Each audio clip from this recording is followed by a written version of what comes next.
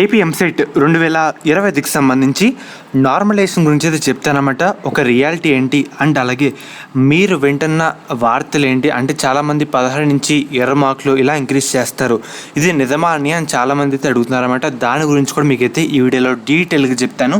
And అలాగే మనకి normalisation ఏ విధంగా చేస్తారు, దానికి ఉండే ఫార్మెట్ ఏంటి మీకు ఒక డెమో ఫార్మెట్లో చూపిస్తానమాట. దాని ద్వారా మీకు ఇంకా బాగా అర్థమైతే కావడం జరుగుతుంది. అండ్ అలాగే చాలామంది నాకు 39 మార్క్స్ వచ్చినాయి, నేను డిస్క్వాలిఫై అని బాధపడుతున్నారన్నమాట. ఎవరైతే ఇలా అనుకుంటున్నారో ఈ వీడియోని ఎండ్ వరకు అయితే చూడండి. అండ్ అలాగే మనకి ఫైనల్ కీ గురించి కూడా మీకైతే ఈ వీడియోలో చెప్తాను. కొత్తగా అయితే మన ఛానల్ చూస్తున్నారో సబ్స్క్రైబ్ అయితే చేసుకోండి, పక్కన బెల్ ఐకాన్ కూడా ఆల్ ఆప్షన్లో పెట్టుకోండి. మెయిన్గా మనకి శాస్త్ర కాలేజ్ అన్నమాట. ఈ కాలేజ్ కూడా మనకి నెల్లూరులో అయితే ఉంది. ఈ కాలేజ్లో B Pharmacy, PharmD, BSc nursing, physiotherapy ఇన్ని కోర్సులు మనకైతే ప్రొవైడ్ చేస్తున్నారు. మీకు స్క్రీన్ మీద ఒక నెంబర్ అయితే డిస్ప్లే చేస్తున్నాం కదా, మీకు ఎటువంటి డౌట్ ఉన్నా వాళ్ళని ఒకసారి కాంటాక్ట్ అయితే అవ్వండి అన్నమాట. ఇది వచ్చేసరికి మనకి నెల్లూరులో one of the best college అన్నమాట. అండ్ అలాగే మనకి ప్లేస్మెంట్స్ కూడా మంచిగా అయితే ఉంటాయి. మనకి కౌన్సిలింగ్లో ఈ కాలేజ్ అయితే పెట్టుకునేందుకు ఒకసారి మీరు కూడా వెరిఫై చేసి పెట్టుకోండి అన్నమాట. ఇంకా లేట్ చేయకుండా వీడియోలో అయితే వెళ్ళిపోతాం. మనకి ఏంటంటే నార్మలైజేషన్ ప్రాసెస్ అంటే ఏంటంటే మనకి ఎగ్జామ్ కొన్ని రోజుల పాటు జరుగుతాయి. అండ్ అలాగే కొన్ని షిఫ్ట్ల వారికి కూడా మనకైతే జరుగుతూ ఉంటాయన్నమాట. ఈ షిఫ్ట్లో ఏ పేపర్లో హార్డ్గా వచ్చిందో, ఏ పేపర్ లేదంటే ఈజీగా వచ్చిందో ఇవన్నీ వెరిఫై చేసి ఎవరు నష్టపోకుండా అందరికీ సమానమైన న్యాయం జరగాలి అనే ఉద్దేశంతో చేసే ప్రాసెస్సే నార్మలైజేషన్ ప్రాసెస్. మనకేంటంటే దీంట్లో ఒక ఫార్ములా బేస్ చేసుకొని అంతా క్యాల్కులేట్ చేసి మనకంటూ ఒక ర్యాంక్ అయితే ప్రొవైడ్ చేస్తారు. మనకంటూ ఒక ఫైనల్ మార్క్స్ అయితే ఇవ్వడం జరుగుతుంది. చూస్తున్నారు కదా, జిఎంఎస్ అంటే మనకేంటంటే చూస్తారు కదా, యావరేజ్ తీసుకుంటారు, స్టాండర్డ్ డీవియేషన్ ఆఫ్ మనకి సెషన్ సంబంధించి లేదంటే అంతమంది విద్యార్థులు అన్నీ చూసుకొని అన్నీ క్యాల్కులేట్ చేసుకొని మనకేంటంటే ఒకటైతే ప్రొవైడ్ చేస్తారన్నమాట. అండ్ అలాగే మనకి ఎంసెట్లో 75%, ఇంటర్లో 25% వెయిటేజ్ ఉంది కదా, ఇవన్నీ క్యాల్కులేట్ చేసి మనకుంటూ ఇస్తారన్నమాట. అండ్ అలాగే మనకి ఏంటంటే ఓన్లీ షిఫ్ట్ బట్టి అయితే మనకైతే ఉంటుందన్నమాట. చూస్తున్నారు కదా, మనకి ఎగ్జామ్ షిఫ్ట్ బట్టి అండ్ అలాగే మనకి సబ్జెక్ట్ బట్టి కూడా మనకైతే ఈ నార్మలైజేషన్ ప్రాసెస్ అయితే ఉంటుందన్నమాట. మనకి దీంట్లో యావరేజ్ తీసుకుంటారు, స్టాండర్డ్ డీవియేషన్ తీసుకుంటారు, టాపర్ సంబంధించి 0.1% యావరేజ్ ఎన్ని క్యాల్కులేట్ చేసి మనకంటూ ఒక నార్మలైజేషన్ మార్క్స్ అయితే ఇస్తారన్నమాట. మీకు ఒక డెమో ఫార్మేట్ అయితే చూపిస్తాను. మెయిన్గా మీరు ఒకసారి స్క్రీన్ మీద చూస్తారు కదా, మనకి ఒక షిఫ్ట్ ఈజీగా వస్తే దాంట్లో ఎలా ఉంటుందో చెప్తాను. ఇక్కడ C2 అనే క్యాండిడేట్ అయితే ఉన్నారు. మనకి యాక్చువల్ మార్క్స్ మనకి మ్యాథ్స్లో 8 మార్కులు అయితే రావడం జరిగింది, ఫిజిక్స్లో 3 మార్కులు, కెమిస్ట్రీలో 5 మార్కులు, టోటల్ 16 మార్కులు. మనకి ఫస్ట్ రెస్పాన్స్ షీట్లో మనకి ఈ విధంగా అయితే ఉంటాయి మార్కులు. అదే మనకి ఫైనల్లో నార్మలైజేషన్ చేసిన తర్వాత వచ్చిన మార్కులు ఎలా ఉంటాయంటే మనకి ఇందాక మ్యాథ్స్లో 8 మార్క్స్ అయితే రావడం జరిగింది కదా, ఇప్పుడు మళ్ళీ మనకి ఏంటంటే 3 మార్క్స్ అయితే వచ్చినాయి అన్నమాట. తర్వాత ఫిజిక్స్లో ఇందాక 3 నుంచి 1 మార్క్ అయితే రావడం జరిగింది, కెమిస్ట్రీలో 3 మార్కులు, టోటల్ 9 మార్కులు. ఇదివరకు ఎంత ఉన్నాయి, 16 మార్కులు ఉన్నాయి, కానీ ఇప్పుడు ఎంత ఉన్నాయి, 9 మార్కులు.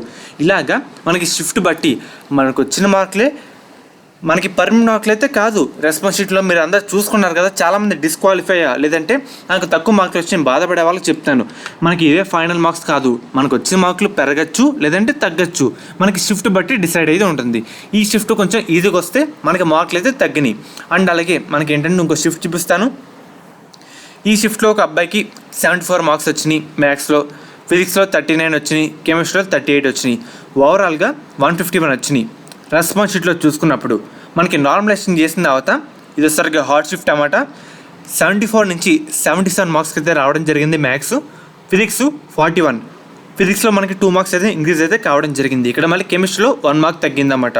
టోటల్ 157 మార్క్స్ అయితే రావడం జరిగింది. ఇదివరకు ఎంత ఉంటాయి, 151 అయితే ఉన్నాయి, ఇప్పుడు ఎంత ఉన్నాయి, 157 అయితే ఉన్నాయి, 6 మార్కులు పెరిగినాయి. ఇలాగా మనకి షిఫ్ట్ బట్టి అయితే పెరుగుతాయి. చాలామంది దీన్ని అడ్వాంటేజ్ తీసుకొని ఒక 16 మార్కులు పెరిగిపోతాయి లేదంటే 20 మార్కులు పెరిగిపోతాయి ఇలా చెప్తున్నారన్నమాట. అదంతా ఏంటంటే క్లిక్ బైట్ కోసమే. మీకు ఏంటంటే తర్వాత మళ్ళీ మీరు రిజల్ట్ వచ్చిందో ఒకసారి చూడండి, వాళ్ళు చెప్పేది వినండి. విన్న తర్వాత మీరు ఏంటంటే దానికి దీనికి చాలా తేడా అయితే ఉంటుంది. ఏంటంటే వాళ్ళు చెప్పేస్తారు, చాలామంది హోప్స్ పెట్టుకుంటారు, మళ్ళీ పరీక్ష వాళ్ళతో వచ్చిన తర్వాత కొంచెం డల్ అయిపోతారన్నమాట. ఎవరు చెప్పినా ఏం చెప్పినా నమ్మకండి. మనకి ఏంటంటే వాళ్ళు ఒక అలా చెప్తే అయితే ఉంటారన్నమాట. ఒక టెన్యూటివ్గా అలా అనేస్తారు అంతే తప్ప అది కన్ఫామ్గా అయితే జరగదన్నమాట. ఏంటంటే ఒక 16 మార్కులు లేదంటే 15 మార్కులు 20 మార్కులు ఇలా ఏం పెరిగిపోవు. మనకి పెరిగితే యావరేజ్గా ఒక 5 మార్కులు లేదంటే 6 మార్కులు 2 మార్కులు 3 మార్కులు ఇలా మనకి నార్మలైజేషన్లో పెరుగుతాయి. మ్యాక్సిమం మనకి 2 మార్కులు లేదంటే 3 మార్కులలో పెరుగుతాయి అన్నమాట. చూస్తున్నారు కదా, అంతే తప్ప 16 మార్కులు లేదంటే 20 మార్కులు 15 మార్కులు అయితే ఎప్పుడూ పెరగలేదు, పెరగవు కూడా. చాలామంది తెలంగాణ విద్యార్థులు తెలంగాణ సంబంధించి చాలామంది పరీక్ష వాళ్ళతో వచ్చిన తర్వాత ఏం పెరగలేదని నిరాశ అయితే చెందారన్నమాట. మీరు కూడా ఇలా అవుతారు అని చెప్తున్నాను. అవ్వకుండా ఉండండి. ఎవరేం చెప్పినా నమ్మకండి. మనకి షిఫ్ట్ బట్టి ఎవరికేం తెలియదు అన్నమాట. వాళ్ళు ఏదో వాళ్ళు చెప్తారు ఏ షిఫ్ట్ కష్టంగా వచ్చిందో దాంట్లో ఎన్ని మార్కులు అని చెప్పేస్తారన్నమాట, ఒక చీకట్లో రాసినట్టు. అన్నీ నమ్మకండి అన్నమాట. ఏంటంటే మనకు మీరు ఒకసారి నమ్మండి, బిలీవ్ చేసిన తర్వాత ఒకసారి రిజల్ట్స్లో ఎన్ని మార్కులు పెరిగినాయి మీరే చూసుకోండి అన్నమాట. ఏంటంటే మీరు డల్ అవ్వకుండా ఉండాలని చెప్తున్నాను. ఏంటంటే ఒకసారి అలా అయితే హోప్స్ అయితే ఎక్కువ పెట్టుకోవద్దు. మనకి నార్మలైజేషన్లో 3 మార్కులు లేదంటే 5 మార్కుల లోపు అయితే పెరుగుతాయి అంతే తప్ప 10 మార్కులు 15 మార్కులు అయితే పెరగవు. అండ్ అలాగే చాలామంది క్వాలిఫై మార్కులు 40 కదా అనుకుంటున్నారు. ఇప్పుడే లెక్కలు వేసుకుంటున్నారు. రెస్పాన్స్ షీట్లో నాకు 39 వచ్చినాయి, డిస్క్వాలిఫై అయిన డల్ అయ్యాను కదా అనుకుంటున్నారు. అది మనకి పర్మనెంట్ అయితే కాదు, టెంపరీ మార్క్సే. మనకి ఐపీఏ చూస్తారు, ఎంసెట్ మార్క్స్ చూస్తారు, నార్మలైజేషన్ చూస్తారు, మనకి షిఫ్ట్ బస్ తీసుకుంటారు, అండ్ అలాగే టాపర్ పర్సంటేజ్ తీసుకుంటారు, సబ్జెక్ట్ ప్రకారంగా తీసుకుంటారు. మనకి పేపర్ కష్టంగా వచ్చిందా ఇదిగా వచ్చిందా అన్ని క్యాలిక్యులేట్ చేసి మనకి మార్క్స్ పెరిగే అవకాశం కూడా ఉంటుందన్నమాట. చెప్పలేము, తగ్గే అవకాశం కూడా ఉంటుంది అని చూసుకుంటారు. అండ్ అలాగే ఫైనల్కి వచ్చిన తర్వాత అన్నీ వెరిఫై చేసుకోండి. మనకి ఇదే ఫైనల్ అయితే కాదు.